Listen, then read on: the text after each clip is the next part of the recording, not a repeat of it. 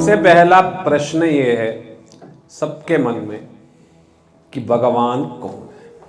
बस इस पहले प्रश्न का जवाब इस पहले श्लोक में दिया गया है। ठीक है, ये दशमूल का वैसे तो ये दूसरा श्लोक है। इसमें इस प्रश्न का जवाब दिया गया है कि भगवान कौन है और उस भगवान के विभिन्न प्रतीतियां क्या, यानी कितने रूपों में वो दिखाई देते हैं। ठीक है, वो भगवान 3 प्रतीतियों में दिखाई देते हैं। 3 प्रतीतियों में वो दिखाई देते हैं। पहला प्रतीति है ब्रह्म,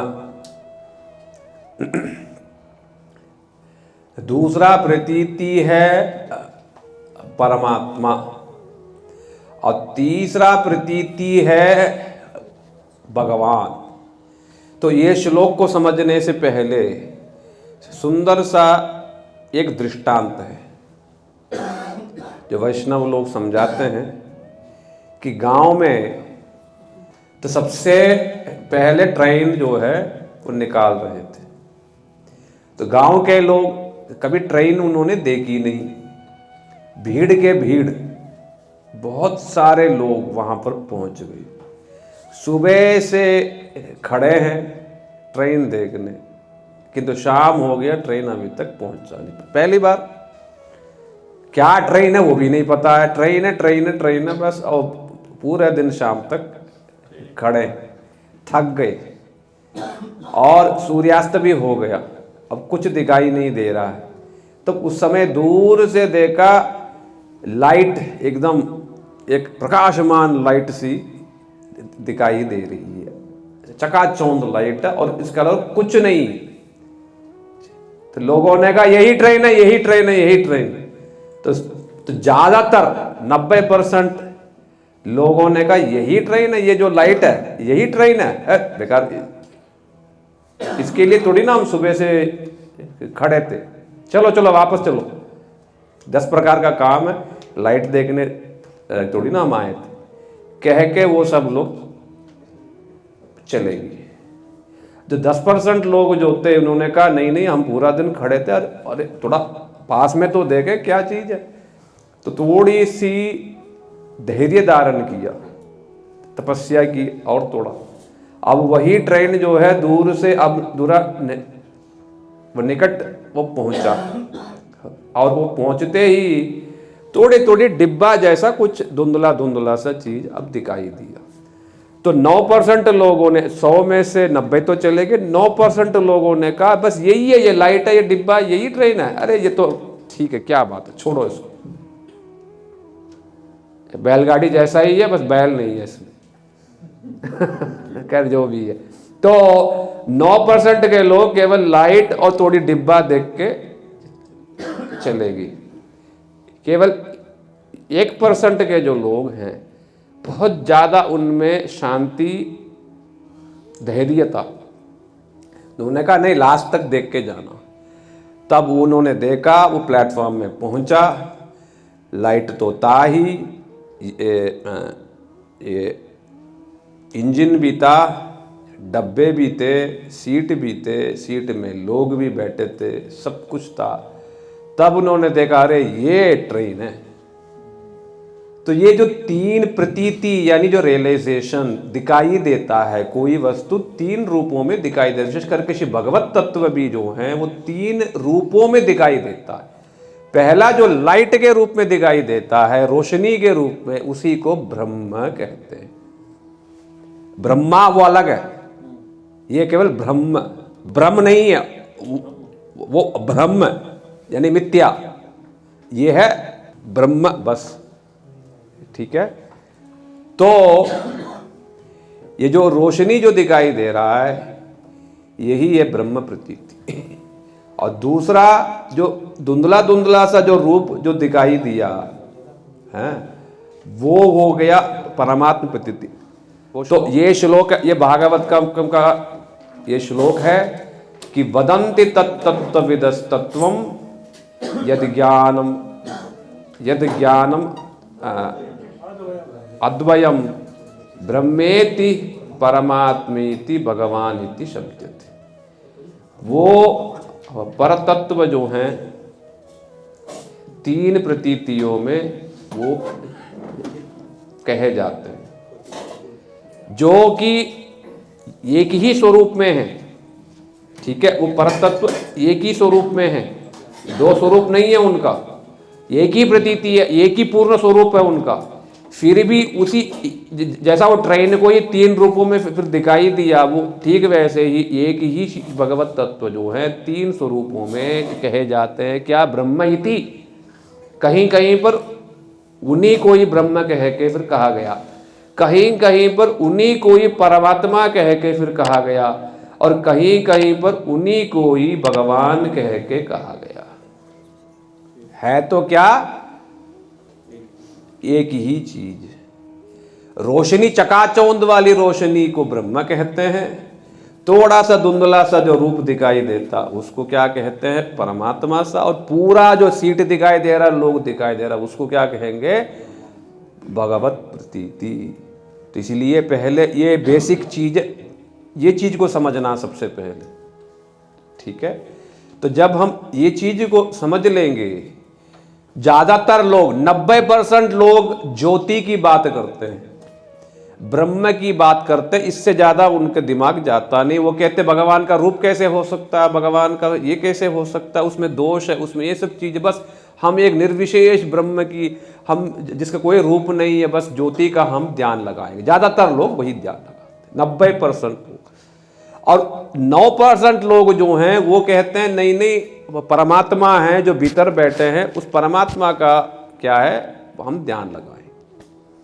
1% ही है संसार में जिनके अंदर धैर्य है, जो भगवत तत्व को समझने का प्रयास करते हैं। ब्रह्म तत्व यानी ज्योति का जो रियलाइजेशन है वो केवल ज्ञान के द्वारा ही संभव है, कर्म के द्वारा नहीं होगा।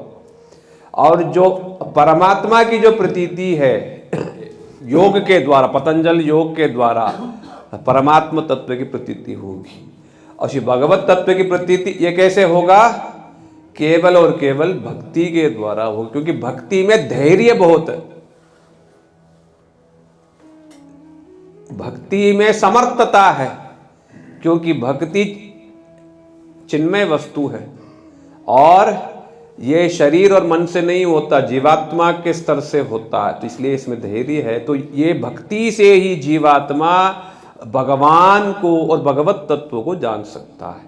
तो ये तो हो गया फाउंडेशन। अब वो मेन श्लोक पे आओ। अभी तो जैव धर्म का ये श्लोक में श्री भक्तिविनोद ठाकुर जी हमको सिखा रहे हैं कि भगवान कौन है। जो भगवान तीन रूपों में प्रतीत होते हैं वो कोई नहीं है, वो भगवान श्री कृष्ण ही है। कृष्ण ही भगवान या श्री भगवत शब्द के कहने योग्य है, और बाकी ब्रह्म और परमात्मा कृष्ण के ही प्रकाश है। क्या प्रकाश है वो समझा रहे हैं अभी। ठीक है, तो कहते हैं ऋतु एकम तत्वम विदिशुव सुरेश प्रणमितः यदि एवेदम ब्रह्म प्रकृति रहितम तत्तनुमः परात्म तस्यांशो जगद अनुगतो विश्वजनकः सवैराधाकांतो नवजलदकांतिश्चिद उदयः। मेरे पीछे पीछे बोलिएगा सब लोग। हरिस्त्वेकम तत्वम विदिशिव सुरेश प्रणमितः यदि वेदम ब्रह्म प्रकृति रहितम तत् तनुमः परात्मा तस्यांशो जगत अनुगतो विश्वजनकः सवै श्रादाकांतो नवजलद कांति चिद उदयः। हाँ, तो ये श्लोक में देखो तीनों तत्व की व्याख्या है। ब्रह्म तत्व की व्याख्या है, परमात्मा तत्व की व्याख्या है, और श्री भगवत तत्व की भी व्याख्या है। यहाँ पर ये बताया गया संक्षेप में, सरल शब्द में ये बताया गया है, जिसको आप सबसे पहले ये स्थापित किया गया है कि भगवान कौन है, कृष्ण ही श्री भगवान। ये चीज को मन में गांठ बांध लो, ये चीज को समझो कि श्री भगवान कौन है, कृष्ण ही श्री भगवान। श्री कृष्ण को श्री भगवान के रूप में किस किसने स्वीकार किया?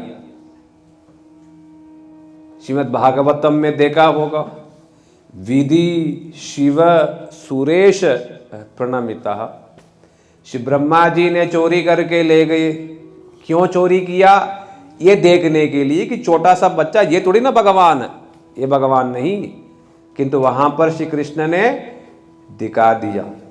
और ब्रह्मा जी गिड़गिड़ाते हुए चार सर को चौमुहा, चार सर को बार बार नीचे झुकाते हुए, प्रणाम बार बार करते हुए क्षमा मांगी और स्वीकार किया कि आप ही भगवान हैं। क्या कहा उन्होंने? तो उन्होंने कहा ये अहोभाग्यम अहोभाग्यम नंद गोप व्रजौकसाम यनमित्रम परमानंदम पूर्ण ब्रह्म सनातनम। श्लोक है, देखना है इसमें। तो ये बात ये उन्होंने फिर कही, पूर्ण ब्रह्म, तो ये पूर्ण ब्रह्म की व्याख्या में ये दिया गया। तो पूर्ण ब्रह्म सनातनम, तो श्री ब्रह्मा जी ने श्री कृष्ण को कहा कि आप ही सचमुच में पूर्ण ब्रह्म हैं। ब्रह्म नहीं, ब्रह्म की पूर्ण स्थिति। पूर्ण ब्रह्म कौन है? आप ही। तो इसलिए श्री ब्रह्मा जी ने स्वीकार किया कि भगवान यदि है तो कौन है? श्री कृष्ण ही है। और ब्रह्मा जी की बातों में बड़ी वैल्यू है। क्यों? क्योंकि मानव जैसा एक सर नहीं है, चार चार सुपर कंप्यूटर है, चार सर है, चारों दिशाओं में चारों चीजों को देखने के बाद, वेद को 3 बार पूरा स्टार्टिंग से लास्ट तक पढ़ लेने के बाद और कृष्ण की परीक्षा करने के बाद, टटोलने के बाद इस कंक्लूजन पे पहुंचे हैं। क्या तुम ब्रह्मा जी से, यदि कोई कहता है क्या तुम ब्रह्मा जी से ही बुद्धिमान फिर बन जाओगे? जब ब्रह्मा जी मान रहे तुमको मानने में क्या दिक्कत है? अच्छा, शिव जी ने भी माना, जगह जगह माना, बानासुर के समय माना, दूसरे समय माना, भागवतम में कई जगह, ठीक है। और जो तीसरा है कौन? सुरेश अर्थात देवेंद्र, यानी देवताओं का स्वामी। तो उसने क्या किया? श्री गिरिराज धरण के समय में सभी लोगों पर मूसलाधार वृष्टि करते हुए और सबको मारने का प्रयास किया और बाद में जो है क्षमा मांगी। तब उन्होंने स्वीकार किया कि मैं तो एक छोटा सा देवता हूँ, जिनको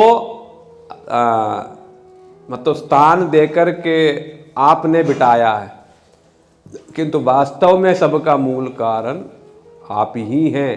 ये देवेंद्र ने भी स्वीकार किया। कौन है ये जो देवेंद्र?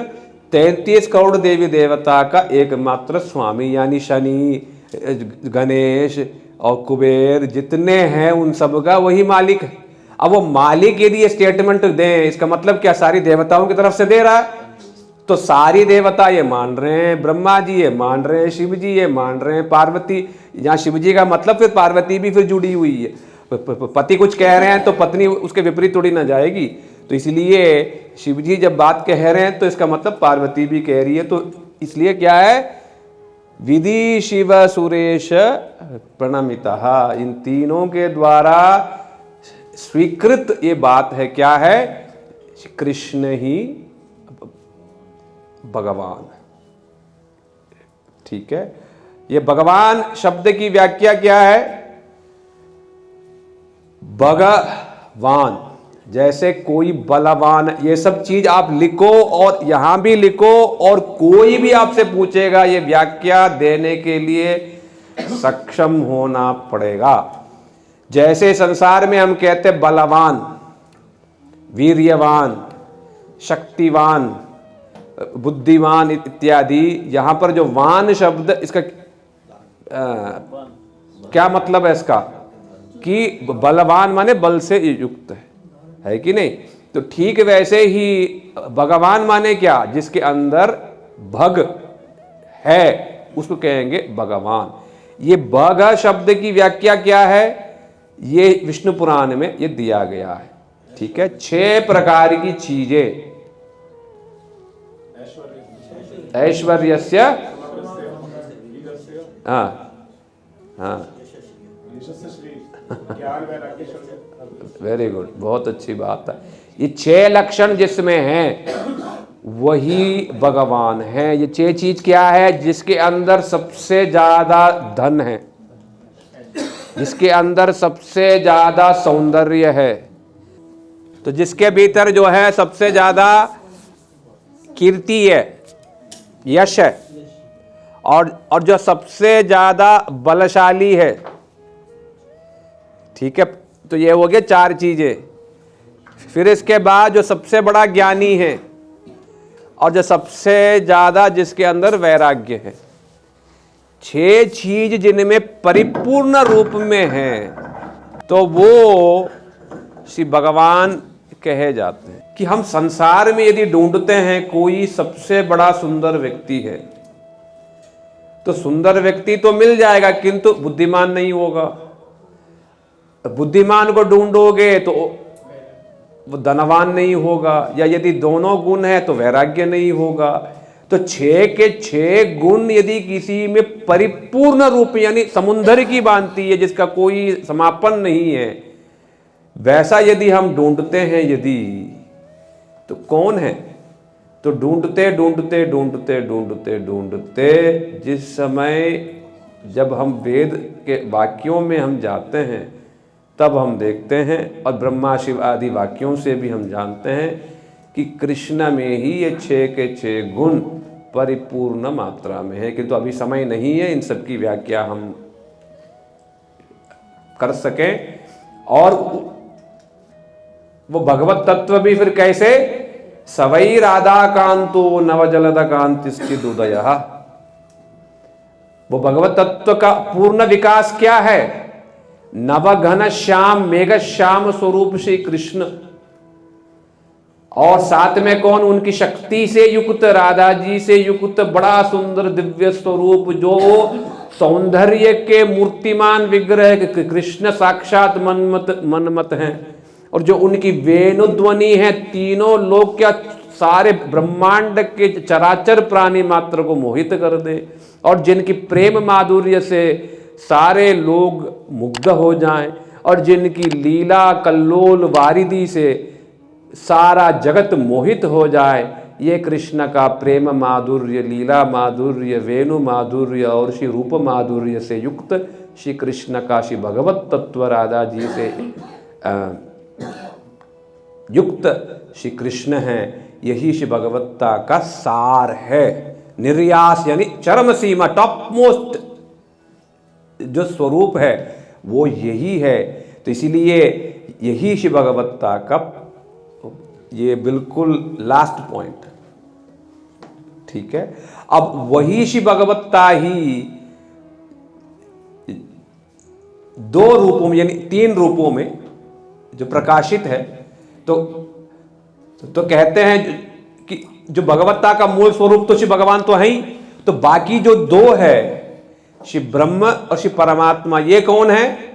तो यहां पर उसकी व्याख्या दी गई है। ब्रह्म जो ज्योति है ये और कुछ नहीं है, कृष्ण के ही श्री विग्रह की कांति। जैसा ट्यूबलाइट है, ट्यूबलाइट से लाइट निकलता है कि नहीं निकलता है? तो ठीक वैसे सूर्य है तो सूर्य से रोशनी निकलती है कि नहीं निकलती है? तो कृष्ण कैसे हैं? यस्य प्रभवतो जगदन्द कोटि कोटिषु कोटिषु शेष वसुधादि विभूति भिन्नम यद ब्रह्म निष्कलम अनंतम अशेष स्वरूपम गोविंदमादि पुरुषम तमहम भजामि। वो ब्रह्म है, वो श्री कृष्ण है, जिनकी प्रभा से अनंत कोटि ब्रह्मांड प्रकाशित है। कृष्ण 2 नहीं 4 नहीं करोड़ों सूर्य के समान है। तो कितनी रोशनी निकलेगी? उनकी रोशनी से ये सारा ब्रह्मांड जो है जगदंड कोटि, ये सारा ब्रह्मांड जो है रोशनी से व्याप्त है, सब कुछ। ठीक है, तो ये ब्रह्म तत्व क्या है? वो श्री भगवान की जो रोशनी को ही ये ब्रह्म कहते हैं, और कुछ नहीं।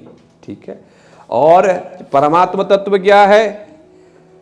परमात्मा उसी श्री भगवत तत्व का ही जो आंशिक प्रकाश को ही परमात्मा तत्व कहते हैं।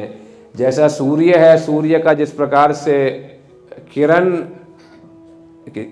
किरणें हैं, है ना, वो जिस प्रकार से वो सूर्य का ही, या सूर्य का जो सूर्य मंडल जो दिखाई देता थोड़ा बहुत, है ना, वो ही परमात्मा तत्व के रूप में मान सकते हैं, क्योंकि वो भगवत्ता का पूर्ण प्रकाश नहीं है। धुंधला धुंधला सा हमें जो प्रतीत होता है वही है। या दूसरे रूपों में यदि कहना है, श्री भगवान श्री कृष्ण श्री गोलोक वृंदावन में रहते हैं, और श्री कृष्ण ही स्वयं को विभिन्न रूपों में विभाजन करते हुए आंशिक रूप में इस संसार में उन्होंने प्रवेश किया।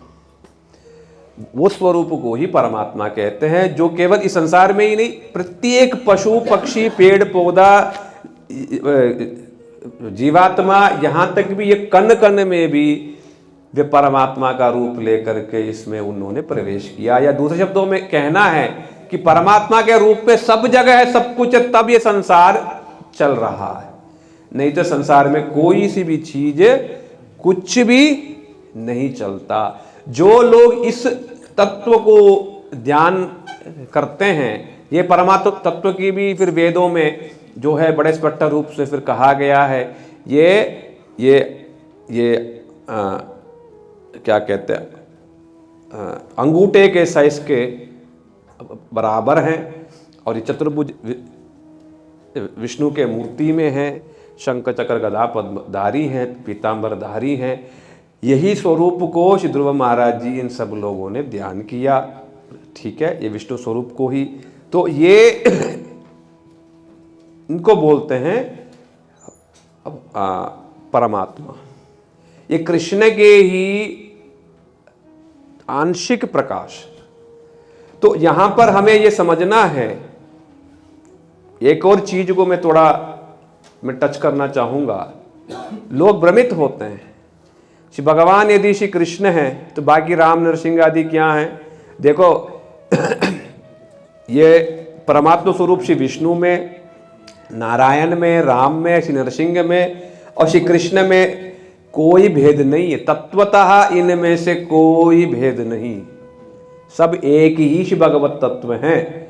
बस केवल भगवत्ता का जो प्रकाश में केवल भेद है। इसे यदि सहज भाषा में यदि समझाना, श्री गुरुदेव बड़े ही सहज शब्दों में इसको समझाते थे।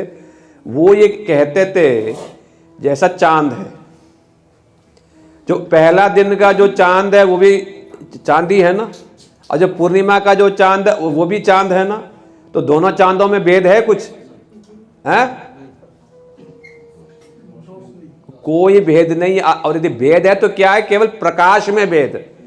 ठीक वैसे ही राम श्री नरसिंह आदि स्वरूपों में कोई भेद नहीं है, एक ही भगवत तत्व। बस कितना उनमें भगवत्ता का प्रकाश है, उस भेद से उनको फिर क्या है, ये मूल, ये उनके प्रकाश, उनके भी प्रकाश इत्यादि रूप में कहा गया है। श्री कृष्ण में जैसा पूर्णमासी की तरह 16 कलाओं का पूर्ण प्रकाश है उनमें, और श्री राम श्री नरसिंह आदि में 12.5 और श्री नारायण आदि में 4.5 या 5 प्रकार का कलाओं का उनमें प्रकाश है।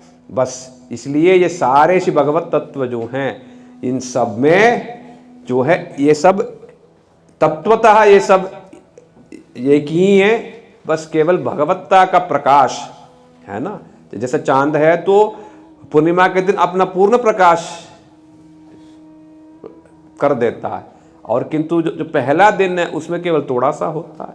और ये अमावस्या का दिन क्या होता है, कुछ भी नहीं होता है। ठीक वैसे ही श्री भगवान पूर्ण रूप से, ठीक है, यही सब चीज जो है यहां पर समझाया गया। श्री भगवान, श्री कृष्ण ही श्री भगवान है, प्रमाण क्या है? अच्छा, ये सारी बातें तो कह दी अभी, किंतु कृष्ण ही श्री भगवान है, प्रमाण क्या है? मैं कैसे मान लूं? कोई यदि पूछता है तो क्या कहोगे? हाँ, तो वेद में क्या कहा गया बताओ? हाँ,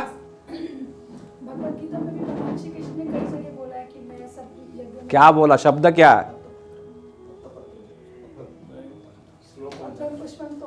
हाँ, शब्द क्या है? सभी यज्ञों में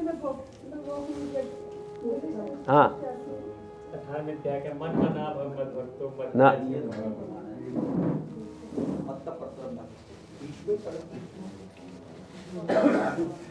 मैं यदि कोर्ट में जाकर के कहूं उस व्यक्ति ने कहा और जज ने कहा, कौन सा व्यक्ति? नहीं, वो व्यक्ति। अरे कौन सा व्यक्ति? वो व्यक्ति। कौन सा व्यक्ति? भगवान के शब्द, भगवान के शब्द को या शास्त्र के शब्द को कहना पड़ेगा। आप तो सब जानते हैं, इसलिए भगवान के शब्द को हमें कहना पड़ेगा।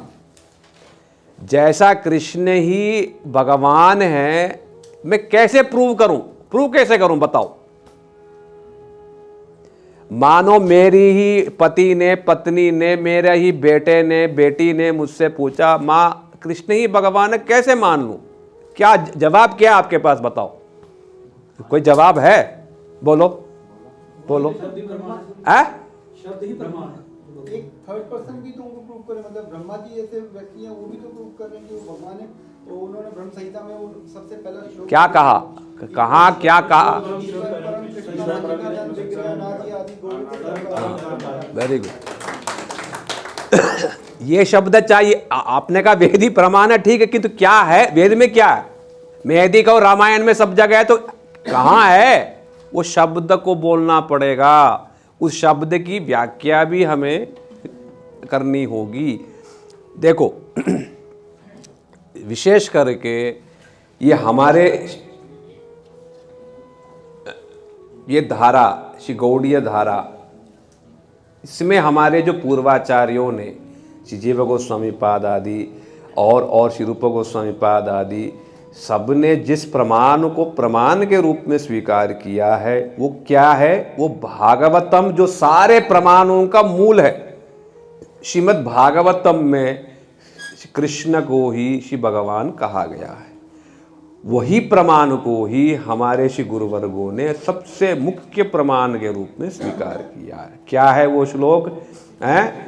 वो भागवतम का ये मुख्य श्लोक है। श्रीमद् भागवतम का पहला स्कंद, तीसरा चैप्टर, 28 श्लोक है। ये ते चांश कला पुंस कृष्णस्तु भगवान स्वयं इंद्रारि व्याकुलम लोके मृडयंती युगे युगे। ठीक है, यदि इसमें हमें सारा कुछ यदि याद नहीं भी हो, कम से कम ये वाला तो हमें याद होना चाहिए। ये ते चांश कला पुंस कृष्णस्तु भगवान स्वयं, इतना तो हमें कम से कम याद होना चाहिए, क्योंकि हमारे श्री गुरुवर्गों ने इसकी बड़ी लंबी चौड़ी व्याख्या दी है। यहाँ तक भी चैतन्य चरितामृत में भी कृष्णदास कविराज श्री गोस्वामी ने भी पहले ये भाग में, ये आदि लीला में 3rd चैप्टर में ये श्लोक की बड़ी लंबी उन्होंने व्याख्या की है। ठीक है, अब इतना समय नहीं है, किंतु हमें ये जानना जरूरी है, इसलिए मैं थोड़ा संक्षेप में इसको मैं टच कर रहा हूं। क्या है ये श्लोक के पहले जितने श्लोक हैं, ये जो चैप्टर है, ये चैप्टर में श्री भगवान के विभिन्न प्रकार के जो अवतार हैं उसके बारे में बोला गया। ठीक है, लगभग 21 प्रकार के हैं, सबका नाम लेकर के उन्होंने बोला। परशुराम जी हुए, राम हुए, फिर उसके बाद श्री नर नारायण हुए, ऐसे ऐसे विभिन्न नाम लिया। सबके नाम लेने के बाद यह लास्ट में ये बात उन्होंने कहा, सबका नाम ले लिया, लेने के बाद कंक्लूजन में सूत गोस्वामी पाद जी ने ये बात कही। क्या कहा? ये थे मतलब अब तक जो बातें कही श्री भगवान के, जितने भी ये अवतारों के बारे में मैंने कही, ये सब क्या है? ये तेच अंश कला। ये सब क्या है? ये या तो कला है या तो श्री मूल भगवान के क्या है, ये अंश है। ठीक है, पुंस। किंतु श्री कृष्ण के बारे में जो मैंने कहा, तू, यहां पर कृष्ण तू प्रत्यय, यहां पर ये तू जो है ये सेपरेटर है। ठीक है, ये तू को लेकर के बड़ी लंबी व्याख्या सबने की है और ये जानना ये जरूरी है। ये तू जो है ये सेपरेटर है, अर्थात एक मूल टॉपिक एक चल रहा है, अब इस टॉपिक से भिन्न कोई दूसरी चीज कहने को जा रहे, तब इस तू को यहां पर लगा करके सेपरेट किया गया। तो ये तू कहने से मतलब ये है कि ये जो बातें कही, इन सब से श्री कृष्ण क्या है? पृथक हैं। अच्छा, पृथक है तो क्या है? स्वयं भगवान है। क्या है वो भगवान स्वयं हैं। वो कोई वो किसी से निकले नहीं, उनसे सब निकले हैं। ये मतलब ये स्वयं शब्द का तात्पर्य है कि श्री कृष्ण किसी से नहीं निकले, किंतु सब श्री कृष्ण से निकले। ये कहने के पीछे का तात्पर्य है।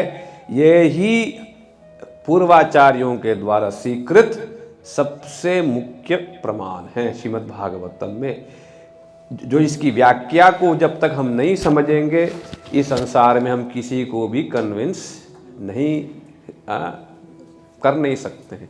कृष्ण ही फिर भगवान, कृष्णस्तु भगवान स्वयं, यानी सभी के मूल कारण श्री कृष्ण हैं। वही जो श्लोक इन्होंने ब्रह्म संहिता से फिर बताया, ये सपोर्टिव, इस वाक्य का सपोर्टिव में वो श्लोक है जो ब्रह्मा जी ने जो बताया। क्या है? ईश्वर परम कृष्ण सच्चिदानंद विग्रह अनादिरादिर गोविंद सर्व कारण कारणम। ये ब्रह्म संहिता का सबसे पहला श्लोक, ये भी एक मुख्य प्रमाण, किंतु ये सपोर्टिव स्टेटमेंट है। यही सबसे मेन प्रमाण, इस प्रमाण का सपोर्ट में ये चीजें हैं। और ये श्लोक में फिर ब्रह्मा जी ने फिर बताया कि श्री कृष्ण ही मूल कारण है, कृष्ण ही स्वयं श्री भगवान हैं, और श्री कृष्ण से सब कुछ फिर निकला है, और कृष्ण सच्चिदानंदमय हैं। ये सारा कुछ इस श्लोक में बताया गया। ठीक है, इसके अलावा कई गीता में कई श्लोक हैं। ठीक है, गीता में कृष्ण ने क्या बताया? 2-3 जगह उन्होंने ये बताया कि मत्त परतरम नान्यद अस्ति धनंजय, धनंजय मुझसे बढ़ के ये संसार में कोई नहीं है, मेरा बराबर ही नहीं है, तो मुझसे बढ़ के तो फिर बात ही क्या, उसमें कोई बात ही नहीं। ठीक है, इसके अलावा भी श्री कृष्ण ने गीता में 2 और जगह भी फिर यही है ना, मत्त परतम नान्यद धनंजय मयि सर्वमिदं प्रोक्तम सूत्रे मणिगणा इव। यही ये गीता का मुख्य ये प्रमाण। जब कृष्ण ने कह दिया मुझसे बढ़ के कुछ नहीं है, तो फिर ढूंढने कहाँ जा रहे हो? जब कृष्ण ने कह दिया, और कृष्ण ने जगह जगह ये बात कही कि मैं ही ये संसार सृष्टि का कारण हूँ, मैं ही सबको सृष्टि करने वाला, बीज प्रदप पिता, मैं ही सबका मैं पिता हूँ, सबका मूल कारण मैं ही हूँ। गीता में तो जगह जगह जगह कृष्ण ने फिर बताया।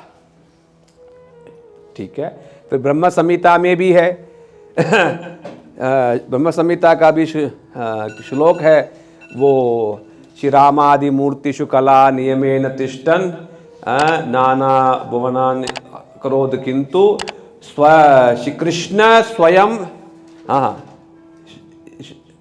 श्री कृष्ण स्वयं पुमान भवत पुमानियो गोविंदमादि पुरुषम तमहम भजामि। वो ये श्लोक में ब्रह्मा जी ने ये बताया, जैसा एक मोमबत्ती है, जो मोमबत्ती जल रहा है, और वो मोमबत्ती से जैसे दूसरे मोमबत्ती को हम फिर जला लेते हैं, ठीक वैसे ही श्री कृष्ण मूल हैं। कृष्ण से रामादि मूर्तिषु कला नियमेन तिष्ठन्, श्री राम नरसिंह आदि जितने भी हैं वो मूल श्री कृष्ण से प्रकाशित हुए। तो बड़े सहज शब्द में कहना है, ये सारे प्रमाण हैं, गीता के प्रमाण हैं, भागवत के प्रमाण हैं, वेदों के भी कई प्रमाण है। जो जानना चाहते हैं वो जैव धर्म खोल के पढ़ सकते हैं। चैप्टर नंबर 13 में ये दशमूल की ये सब व्याख्या है। मैं सबसे निवेदन में करना चाहूँगा, जो हम टॉपिक कवर कर रहे हैं ये जैव धर्म से, ठीक है, इसलिए आप लोग कृपया जैव धर्म ले लें और जैव धर्म में चैप्टर नंबर 12 से स्टार्ट करो। ये दशमूल की स्टार्टिंग वहाँ से है, और जो भी समझ में नहीं आता वहाँ पढ़ो, आपके सारे प्रश्नों का जवाब वहाँ पर, ठीक है। या मैं तो यहाँ तक भी कहूँगा, क्लास में मतलब मानो क्लास है, क्लास से पहले ही, एक दिन पहले ही आप उसको पढ़ के क्लास में आओ, फिर मैं जो कह रहा हूँ आपको सारी चीज़ समझ में आएगा और मैं पूछूंगा जवाब भी दे पाऊँ। ये उल्टा ज़्यादा ठीक है ना। क्लास के बाद ना पढ़ने से अच्छा है क्लास से पहले ही आप उस चीज़ को, क्योंकि टॉपिक में शेड्यूल में सब कुछ फिर आपका दिया हुआ है ना। तो पेज नंबर जैव धर्म में चैप्टर नंबर 12 ये स्टार्ट होता है पेज नंबर 205 से, ठीक है। तो 205 से तो स्टार्टिंग है, किंतु ये दशमूल का विचार 13th चैप्टर से फिर स्टार्ट होता है ना। तो 13th चैप्टर में ये तीनों ये दशमूल है उसमें, है ना। तो वहाँ पर मैंने जो बातें कही उसका विस्तार से वहाँ पर व्याख्या मिलेगी। यहाँ तक भी वेद के प्रमाण कुछ एक शब्द भी वहाँ मिल जाएगा। तो ये सब प्रमाणों को आपको करना पड़ेगा याद, और यदि कुछ प्रश्न पूछेगा उसके सामने ये प्रमाण को मुंह में, यह प्रमाण। हाँ, यहां पर फिर बात होगी, वो यदि कहेगा मैं नहीं मानता, तो शास्त्रों में ये बताया गया, भागवतम में ये बताया गया, यदि कोई व्यक्ति प्रमाण को ही नहीं मानता है या वेद को ही नहीं मानता, फिर उस व्यक्ति को आप समझा नहीं सकते। वो व्यक्ति को आप समझा नहीं सकते। मानो किसी ने लड्डू को चोरी किया और वो सीसीटीवी में कैद हो गया, और आप उसको सीसीटीवी दिखा भी रहे हो और कहता मैं नहीं मानता इसको, तो उस व्यक्ति को क्या कर लोगे आप, है कि नहीं? क्या कर लोगे उस व्यक्ति को? आप सामने सीसीटीवी में दिख रहा है कि वो लड्डू ले रहा है और वो कहता मैं नहीं मानता, मैं हूं ही नहीं, मैं मानता ही नहीं, फिर क्या कर लोगे? ठीक वैसे ही यदि कोई व्यक्ति ये प्रामाणिक वचनों को ही नहीं मानेगा, यदि आप उसको कुछ नहीं कर सकते। वो व्यक्ति को क्या कहा गया है? फिर नास्तिक बोला गया है। वेद को नहीं मानने वाले नास्तिक व्यक्ति को कृष्ण भी सामने दर्शन दे देंगे तो भी वो उनको नहीं मानेगा। इसका साक्षात प्रमाण शिशुपाल है, दंतवक्र है, जरासंध है, रावण है। साक्षात श्री कृष्ण और राम सामने के खड़े रहे, नहीं मैं नहीं मानता आपको कौन। तो क्या कर लेंगे? फिर उसके लिए फिर भगवान भी कुछ नहीं कर सकते हैं। कि भगवान क्या करते हैं? एक ही काम करते हैं, उसका गला काट देते हैं। इसके अलावा उसका कोई और दवाई नहीं। तो सिंपल टर्म्स में श्री भगवान कौन है ये हमने सुना। श्री भगवान श्री कृष्ण है, विशेष करके राधा जी से युक्त श्री कृष्ण परिपूर्ण परब्रह्म। और वही श्री कृष्ण की तीन प्रतीति, श्री भगवान, श्री ब्रह्म और श्री परमात्मा। श्री ब्रह्म क्या? उनके श्रीअंग की कांति, और परमात्मा क्या? उसी श्री भगवान के ही छोटा सा एक प्रकाश। श्री भगवान जो पूर्ण प्रकाश को ही श्री भगवान कहते हैं। और प्रमाण क्या है? प्रमाण श्रीमद् भागवतम के वचन, ये ते चांश कलाप्सुंस कृष्णस्तु भगवान स्वयं। और गीता के भी ये वचन, मत्त परतरम नान्यत अस्ति धनंजय। और फिर उसके बाद ब्रह्म संहिता आदि, इसके अलावा भी वेदों के भी कई वचन हैं। अब ढूंढना पड़ेगा। अब भक्ति ठाकुर जी ने ढूंढ के सब दिया हुआ। हमारे पास इतना टाइम नहीं है कि हम इतनी फिर गहराई में जाएं, फिर शायद बेहोश होके फिर गिर जाओगे, फिर घर तक पहुंचना मुश्किल हो जाएगा। इसलिए हम जितना सिंपल सहज शब्द में समझा सकता हूं, मैंने समझाने का मैं प्रयास किया हूं। इसके बाद आपको डरना नहीं है। पहले तो इन चीजों को पचाओ, पचा के इसमें खड़े हो। फिर उसके बाद किसी से डर नहीं है, चाहे बीवी पूछेगी, पति पूछेगा, बच्चे पूछेंगे या समाज पूछेगा, आप उनके मुंह में ऐसे धड़ धड़ करके सारी चीज समझा सकते हो। अच्छा, वही व्यक्ति समझा सकता है, श्लोक जाने से नहीं होगा। जो खुद कन्विंस्ड है वही व्यक्ति दूसरे को कन्विंस कर सकता है। मुझे पता है ये रास्ता दिल्ली तक जाएगा, मुझे मालूम है, मैं बता सकता हूं। मानो 10 लोग कहें नहीं नहीं नहीं नहीं नहीं नहीं कहने से क्या होगा? मुझे मालूम है ये दिल्ली तक जाता। यदि मुझे ही नहीं पता दिल्ली तक जाएगा कि नहीं जाएगा, फिर दूसरे को मैं क्या कह सकता हूं? मैं कुछ नहीं कह सकता, है ना। इसलिए पहले स्वयं जान लो और स्थित हो जाओ, तब आप किसी का भी जवाब दे सकते हो, किसी को भी। किंतु कैसे? सबसे पहले शब्द प्रमाणों को मानना पड़ेगा। वेद को तो मानता है, फिर हम बात बढ़ाएंगे। वेद को ही नहीं मानता, फिर बात बढ़ाने से तो कोई लाभ ही नहीं है। फिर तो केवल बहसबाजी है, जिस बहसबाजी का कोई लाभ नहीं है, ना तो कोई उसका प्रयोजन, केवल मन खराब। और उसके बाद मैं जीता तू हारा यही रहता है, इसके अलावा और कुछ नहीं रहता। कोई चीज सिद्ध नहीं होता। कोई व्यक्ति होते हैं वो जानबूझ के कुतार्किक होते हैं। उनको मालूम है ये उनको मालूम है या उनको नहीं भी मालूम है, किंतु कोई पॉइंट को सिद्ध करने के लिए वो जानबूझ के नहीं मैं नहीं मानता, ऐसा नहीं। वैसे लोगों के साथ बहस करने से कोई लाभ नहीं। इसलिए पहले ये कन्विंस्ड ये हो जाओ कि कृष्ण ही भगवान।